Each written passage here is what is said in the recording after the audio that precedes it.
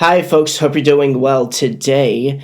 I wanted to wait until the dust settled a bit before putting out this video, but these are my takes on the ongoing war in Ukraine. Needless to say, it's quite a dismal situation for all of the sides that are involved. It won't escalate to the point where US and NATO ground troops have to be deployed and start World War III, but it won't end up with a rosy outcome either. Russia is now in a quagmire that it can't get out of in Ukraine. What's Putin's endgame at this point? Why is he obsessed with Ukraine and anything that happens there? Simply put, to make a long story short, he wants a Ukraine that cannot be used against Russia. He does not want NATO bases in Ukraine. Even if the war were to end in his favor, any land that's not taken from Ukraine will get integrated into NATO immediately, which is something that he does not want. Because the antithesis of Russia's foreign policy since Muscovite times is encirclement. Whether it's encirclement by steppe nomads, as it was in the good old days, or by militarily armed and powerful modern countries. Russia lives with the mindset that invasion is always imminent because, like India and Iran, it's a very invasion-prone place, with the Germans, the Polish-Lithuanian Commonwealth, the Swedes, the French, and the Mongolians all taking their turns at invading it. Once upon a time, the Mongols invaded them and obliterated the Eastern Slavic principalities and formed the Golden Horde Khanate. And the vassal princes they installed imposed serfdom, poverty, and predatory rule on them. This went on for 2 centuries. This shapes the xenophobia that Russians have towards the Orient and towards Orientals. And this is also what launched their imperial project and what eventually caused them to collide with the British in India and with the Ottomans and with Iran's monarchs, and what causes them to take the Caucasus and Central Asia. It's not a coincidence that the lands that get incorporated into the Tsarist Empire at its height are roughly the same ones that the Mongolian Empire held at its height, namely the Pacific coastline, the Polish frontier.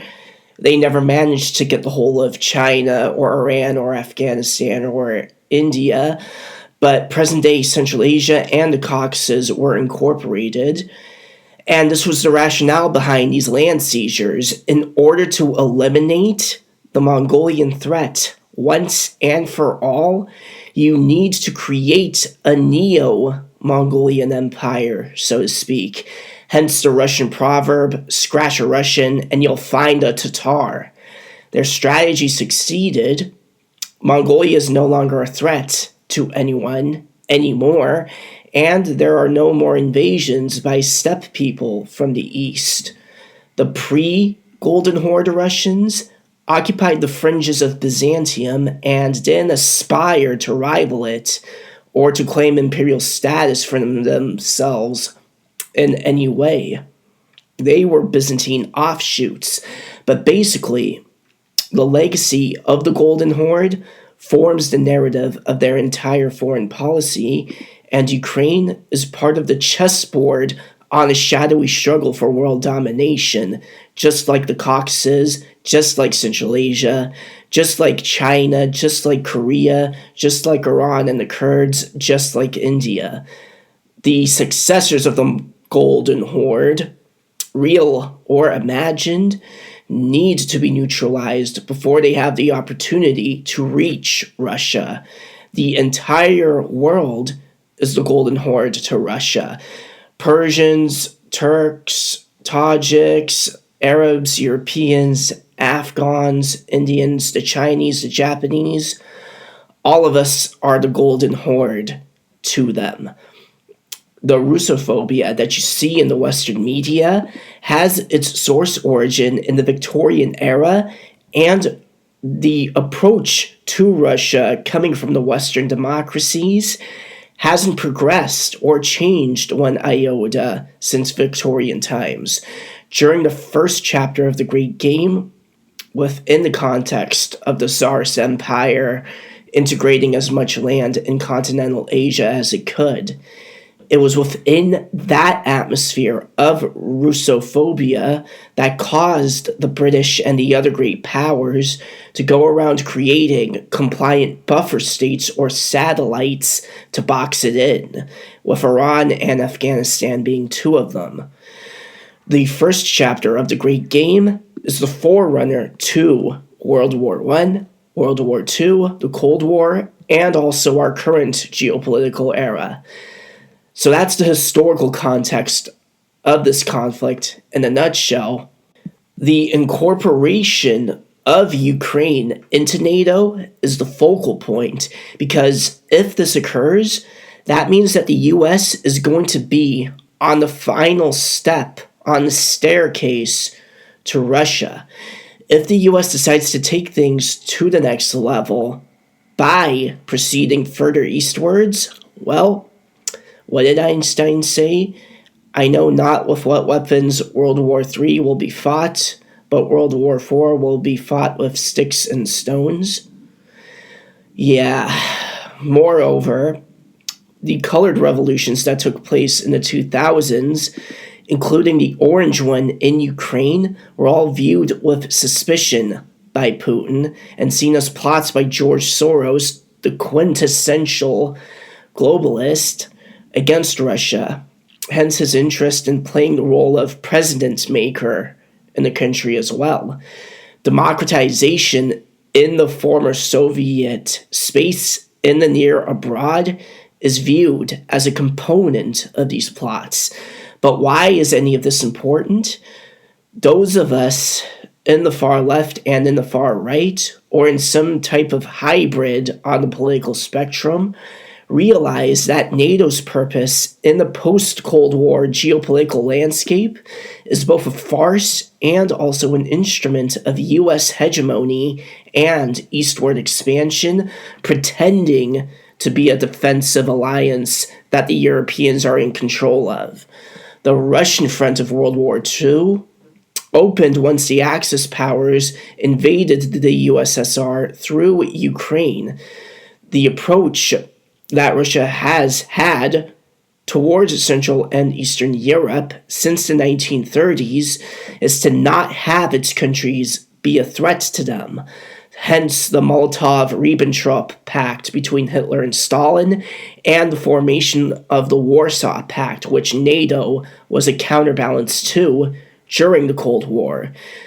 Gorbachev capitulated the USSR to the New World Order and ended the Cold War, but the US didn't uphold their side of the bargain and decided to surround Russia with hostile and militarily armed states, and has been treating the Russians like shit ever since.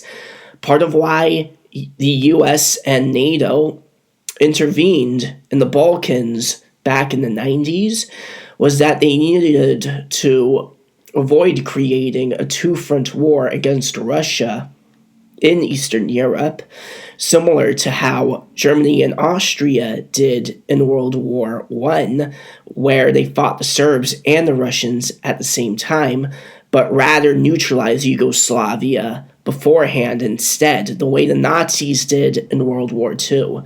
But one major geopolitical shift in recent years is that the 90s and early 2000s era of American unipolarity is gone now. Even if NATO ceased to exist, the real estate that Ukraine possesses includes a number of things. Among them, very strategic sea lanes and waterways, and very strategic overland routes. For those of you who are fans of my DNA clips, you would know that anyone who was anyone in the Eurasian steppes had a presence here at one point, and could migrate back and forth between Europe and Asia with ease because of the steppes. The place is a gateway to the east, particularly its commerce. Just to give you some examples, the Scandinavians who came from the northwest crossed its river routes and had to pass by Ukraine to cross the Black Sea to get to the Byzantine and Abbasid markets. We know that they were actually in modern Ukraine at one point because of the Thunderbolt amulets and Norse burial sites discovered there. Whether they were actually invited there in 862 AD to restore order, or invaded, like the good Vikings that they were, we won't ever know for sure. Greek colonists established colonies along the Black Sea coastline and integrated into the Scythian population. And this is where the Greeks meet the Scythians for the first time, and these are the same Scythians who Herodotus wrote about. So, at this point, the only way the scenario of Ukraine getting into NATO would be a tolerable situation for the Russians is if they took 2/3 of it and left the rest of it alone. The Russian majority regions being annexed, everywhere else being left alone. But even if they annex those regions, then Ukraine will no longer have any conflict zones that would impede its European integration. This move would stupendously backfire because, for the sake of their geostrategic interests, it needs to remain a conflict zone and politically unstable.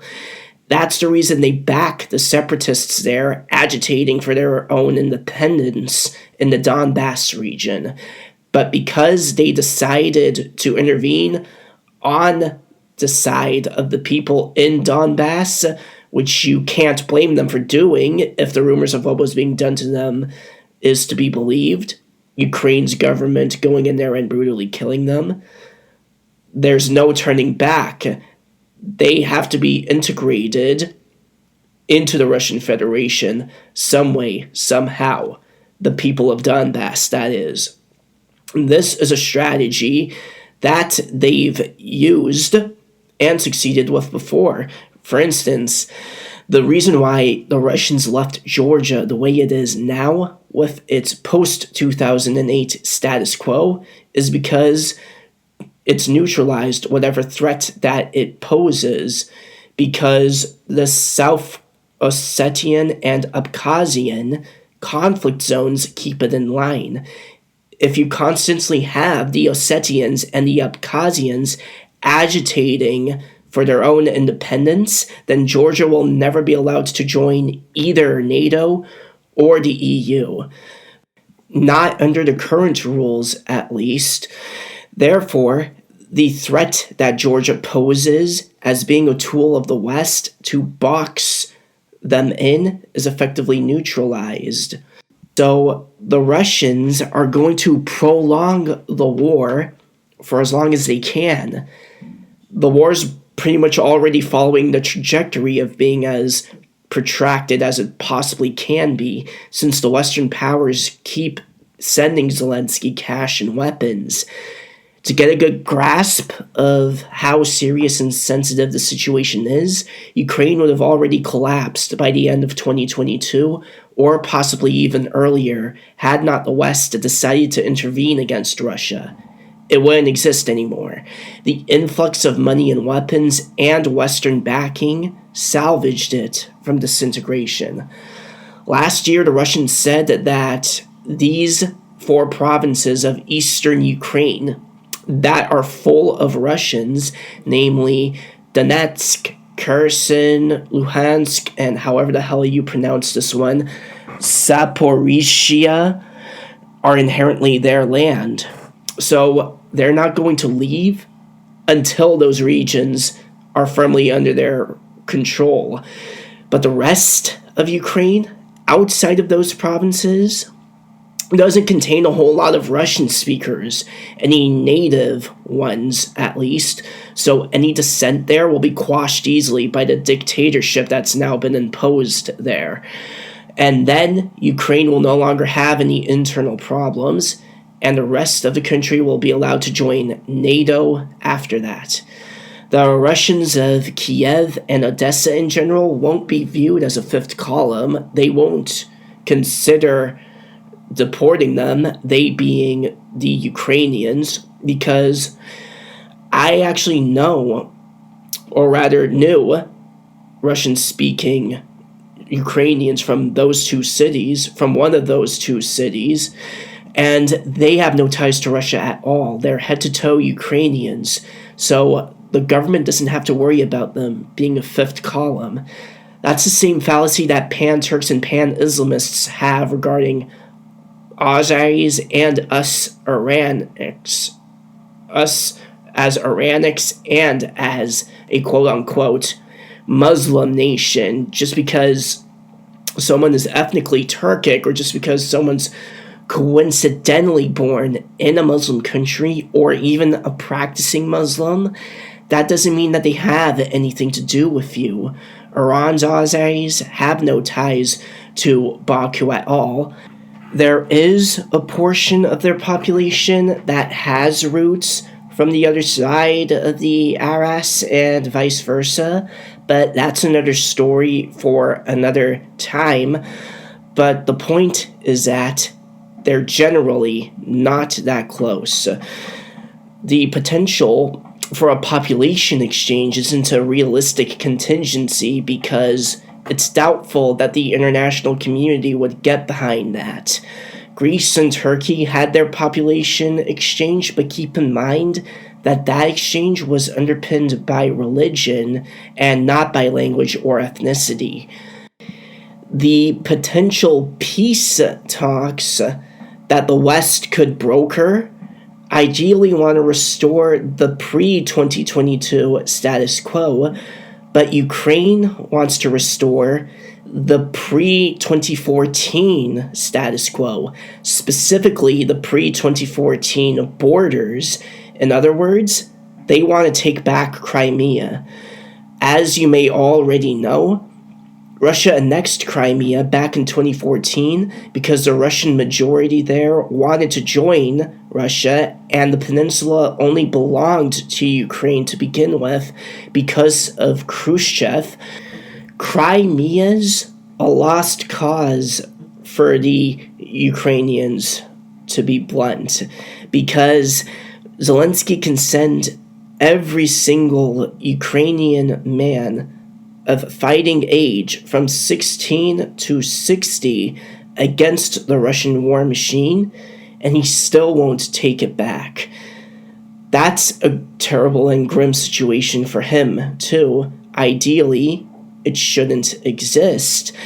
But basically, both countries have put themselves in a situation where they're effectively fellow Slavs, brotherly people, dragging themselves down in a war that isn't going to end well for either side. This is all part of the new chapter of the Great Game, and the Slavs are being used and played by the Western powers in this new chapter of the Great Game. At least between us Iranians and Iraqis back in the 80s, we had both an ethnic and a religious animosity towards each other that fueled our war and our motivation to win it, and also a long and general history of not liking each other that much. The Yugoslav conflicts had religious divisions underpinning them, but the Russians and the Ukrainians are both Orthodox and both Slavs, and they're killing each other.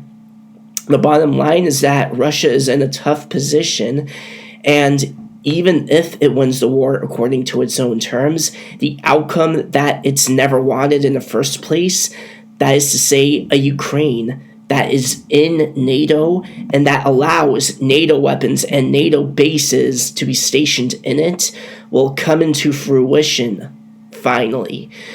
Anywhere to the east of Zhytomyr, Zhytomyr being an oblast which borders Belarus and also a city that's in the north of the western half of the country, they're not going to be comfortable with anything being put there. They can get behind bases and weapons near the Polish border and bases in the Baltics, but Ukraine, particularly anywhere to the east of Zhytomyr, is going too far for them. Why is that the case? The Balts derive from a different race with a different culture and with a different language group. Although they do have common ancestors through the Baltoslavs and the ancient corded ware culture, and they're alien to the Russians. Moreover, the Baltic states turned into well-functioning and successful Western democracies, unlike Ukraine. So there's no political repression of Russian minorities that they can leverage as a pretext for intervention in them, they being the Russians. But the Russians see Ukrainians as a brotherly people, and they would view that as a deep betrayal. And the best way you can describe post-Soviet Ukraine in a nutshell is oligarchy. Simple as that. Post-Soviet Ukraine is an oligarchy, but its oligarchs are split between two factions, the pro-Russian ones and the anti-Russian ones. Ukraine had a terrible transition period out of the USSR during the 90s, the same way Russia and most of the ex-USSR republics did, hence why a lot of the former Soviet nationalities have nostalgia for Soviet times, which I wish they didn't, but I completely understand their viewpoint, because at least there wasn't any selfish profiteering back then, which back in the 90s there was, and there's still some of that even now. Plus, the party dictatorship kept the oligarchs in line. And then there's also the poverty gap, too. In capitalism, the rich are rich at the expense of the poor, but in communism, everyone's equally poor, save for a tiny minority. But I'm going a bit off topic here. If NATO bases were to be allowed in Kiev, then that city would essentially become the Russian Constantinople. Because you know how the Orthodox Greeks view Constantinople as the cradle of Hellenic civilization, currently under Turkish occupation, and forever out of their reach?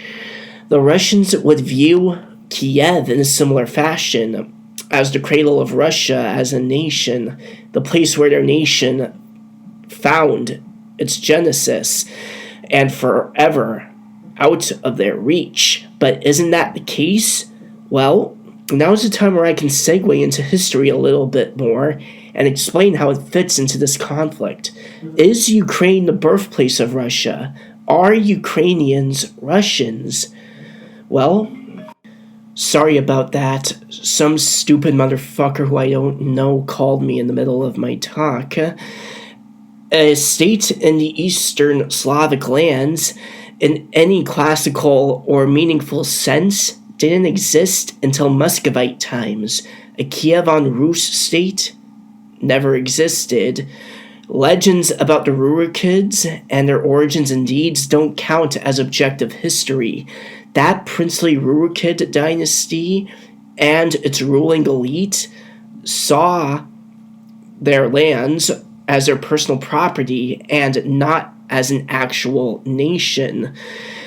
It merely gave the country its name, and it wasn't even a unified polity, but rather a mafia-like network of merchants and warlords who captured their pagans, Slavic or otherwise, and put them up for sale in the slave markets in Baghdad and Constantinople. So the region has historically been integral to trade and the economy in the Orient. Moreover, the Rurikid holdings didn't just include today's Ukraine, and it didn't even include the whole of Ukraine to begin with. It ranged from the White Sea to the north, to the Black Sea in the south, and to the Vistula in the west, too. Russian and Ukrainian aren't the same language, but at the same time, Ukrainian isn't worlds apart either. Russians have their woo theories on how Ukrainian is just a dialect of their own language and not really its own language, but a good comparison to the two is comparing both to Kurdish and Persian. Kurdish isn't a dialect of Persian, but the speakers of both can get the general gist of what is being said, even though they won't understand everything that's coming out of the other tongue. But the Ukrainians are the victims of forced Russification, just like the Azeris, just like the Armenians, the Georgians, the Ossetians, the Talish, the Kurds, and the Tajiks were, and for that, they have my sympathies. Every time Ukraine has ever declared state sovereignty, it declared its state sovereignty from Russia. Ukrainian statehood only existed in two eras prior to 1990. The first one being passed by the Rada in Kiev in 1918 to prevent the Bolshevik invasion. The second one being in Lviv in 1941 by the pro-Nazi OUN, who were hardcore Ukrainian ethno-nationalists who cooperated with the Nazis and their vision for Europe. Everything before those two occasions, the Kievan Rus, the Cossacks, the Scythians and Sarmatians, and so on and so forth, is anachronistic, irrelevant, and pre-Ukraine. Nothing pre-1917 is relevant to this conflict, except for maybe the 19th century, which saw the rise of Ukrainian nationalism to begin with. The third time it declared state sovereignty was in 1990, after the Russian separatists within the Soviet Union did, and theirs was a copycat version of the Russian one, the Ukrainian declaration, that is. These ones claimed all of their resources. These ones claimed all of the resources within their own republics as exclusively theirs, and that their states represent all of their compatriots outside of their borders. That's why Putin's Russia represents all Russians outside of its borders and can intervene on their behalf in the first place. The thing about these declarations is that in the case of the first two Ukrainian ones, the Germans had a hand in both of them.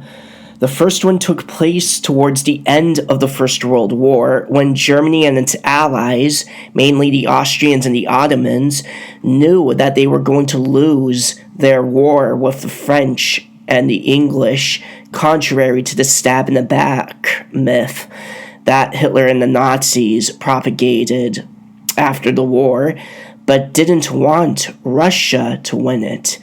The Germans and the Austrians wanted a weakened and fractured Russia that wouldn't be able to dominate the Eurasian landmass, hence the Brest-Litovsk Treaty, and them installing Lenin to begin with. But then Ukraine winds up getting annexed into the Soviet Union. It's unknown to all but a few, but the Central Powers defeated Russia during the First World War and only actually lost to the English and the French and the other Entente powers. So no, the Ukrainians are their own nationality and always have been. So yeah, that's just of what's going on and where things are at. Quite a catch-22 situation, wouldn't you say? And with that, I'll address one final thing before I end this talk. Is the anxiety towards encirclement by the West unfounded? Is the Russian anxiety towards encirclement by the West unfounded? Well, as the legend from the Tale of Bygone Years chronicle goes, Our land is great and rich, but there is no order in it. Come and rule and reign over us. That was the message of the Eastern Slavs and the Finns to the Varangian prince Rurik. This story is most likely apocryphal, total fiction, but if it's actually true, then it would illustrate that the Eastern Slavs voluntarily wanted to turn themselves into a Western colony from the get-go, simply because they didn't have their shit together. And do you know how the Eastern Slavs became Christians in the first place? The Byzantine Emperor Basil II was at war with Bulgaria, and he went to the Grand Prince of Kiev, Vladimir the Great, to offer his sister Anna as a marriage prospect in exchange for his conversion to Christianity and decision to join the continental network of European Christendom, just like the Bulgars did under Boris I. Vladimir thought about the offer and decided to take it up, with his reasoning being that since the two of them share the Black Sea with each other, and since out of all of the other religions that he's researched, this is the one with the religious practices that would consolidate his power in the region, in his region, this marriage would be the best next step for his state moving forward. They can use each other, and he'll even send him some of his Varangians that he can use any way he wants. Deal done. So what turned the Eastern Slavs into Christians was a strategic and diplomatic alliance with the Byzantines that embedded themselves within the network of pan-European Christendom, and also Vladimir the Great's lineage with their royal family. And this occurred before the East-West schism that split the church. At the end of the day, the most desirable outcome is an ethnically unified, democratic, sovereign, powerful, and decentralized federalist Europe, absorbing all of the EU and non-EU nation states into a single continental bloc, following an autarkic economic model, and equipped with an independent military force, and that integrates Russia instead of isolating it. A Euro-Siberia allied with China, India, and a neo-Dharmic Iran, because Europe's unification is an inherent threat to U.S. hegemony and economic interests on the continent. Europeans can no longer be divided in order to be ruled by it. The U.S. can't find a way to foster war and discord anymore, or prevent a European alliance with Russia and the Slavs anymore, or keep it under its military tutelage anymore, or make it open its markets without any reciprocation on its end anymore. And this is where I end my dissertation. Thank you for watching.